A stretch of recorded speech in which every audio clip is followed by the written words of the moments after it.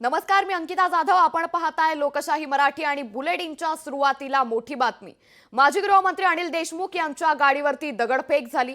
सभा आटपून परत येताना देशमुखांच्या वाहनावर दगडफेक करण्यात आली. या दगडफेकीत अनिल देशमुख हे गंभीर जखमी झालेत. अनिल देशमुखांनी भाजप कार्यकर्त्यांवर संशय असल्याची माहिती आहे. उपचारासाठी अनिल देशमुखांना आता रुग्णालयात हलवण्यात आलंय. काटोलच्या ग्रामीण रुग्णालयात प्राथमिक उपचार करून अनिल देशमुखांना हलवलं असल्याची माहिती आता समोर आली आहे. त्यामुळे धक्कादायक घटना अशी घडली आहे. अनिल देशमुख यांच्या गाडीवरती दगडफेक करण्यात आली.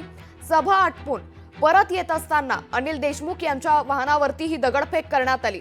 या दगडफेकीत अनिल देशमुख हे गंभीर जखमी झालेत. तर उपचारासाठी अनिल देशमुख यांना रुग्णालयात देखील हलवण्यात आलंय. तर काटोलच्या ग्रामीण रुग्णालयात प्राथमिक उपचार करून अनिल देशमुख यांना हलवलं असल्याची माहिती देखील आता समोर आली. त्यामुळे अनिल देशमुख यांनी हल्ला करणारे हे भाजपचे असणार असा देखील संशय आता व्यक्त केलाय. ही दृश्य आपण सध्या पाहतोय. अनिल देशमुख यांच्या वाहनावरती दगडफेक करण्यात आली. सभा आटपून परत येत असताना अनिल देशमुख यांच्या वाहनावरती ही दगडफेक करण्यात आली. तर या दगडफेकीत अनिल देशमुख यांच्या वाहनाची काच देखील फुटली.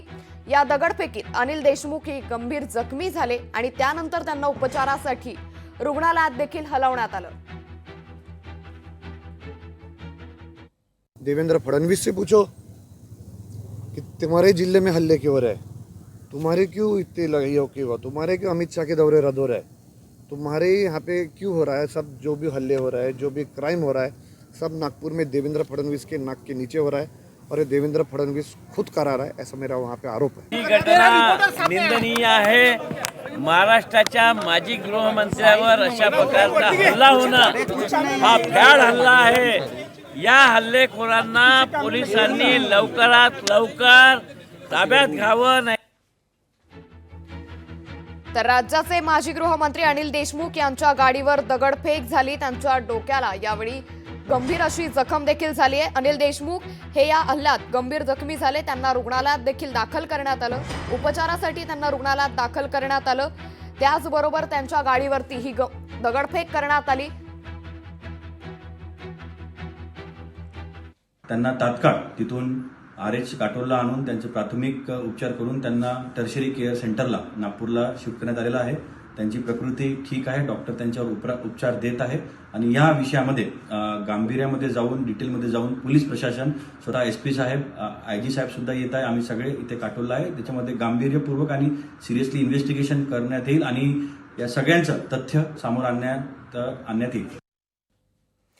तर राज्याचे माजी गृहमंत्री अनिल देशमुख यांच्या गाडीवरती ही दगडफेक करण्यात आली.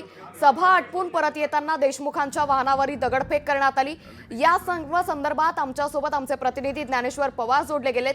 ज्ञानेश्वर, अनिल देशमुख यांच्या गाडीवर दगडफेक करण्यात आली. या दगडफेकीत अनिल देशमुख हे गंभीर जखमी झालेत. उपचारासाठी त्यांना रुग्णालयात देखील हलवण्यात आलं. का अधिक माहिती या सर्व प्रकारासंदर्भात? अगदीच काटोल विधानसभा मतदारसंघातून त्यांचे पुत्र सलील देशमुख हे उमेदवार आहेत आणि नरखेड येथे त्यांची काल सांगता सभा होती. ती सभा आटपून अनिल देशमुख परत येत असताना जे आहे ते 3 खेडा भिष्णूर या मार्गाने ते परत येत होते. त्या दरम्यान बेल फाटाजवळ 2 दुचाकी स्वार जे आहे ते आले आणि त्यांनी जे आहे ते अचानकपणे जेव्हा गाडी वळण घेत होती आणि गाडीचा वेग कमी झाला त्या दरम्यानच त्यांनी जे आहे ती दगडफेक केली अशी तक्रार जी आहे ती स्वतः अनिल देशमुख यांचे CVS सहाय्यक यांनी पोलीस स्टेशनमध्ये नमूद केली आहे.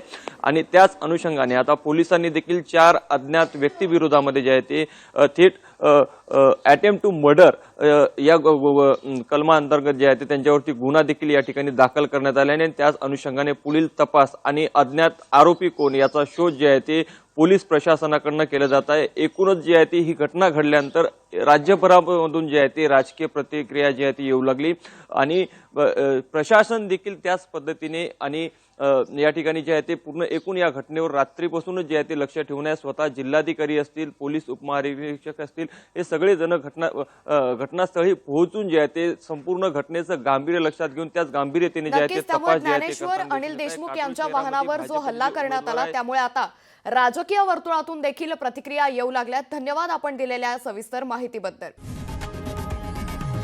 लोकशाही मराठी ऐका, पहा, जागरूक रहा.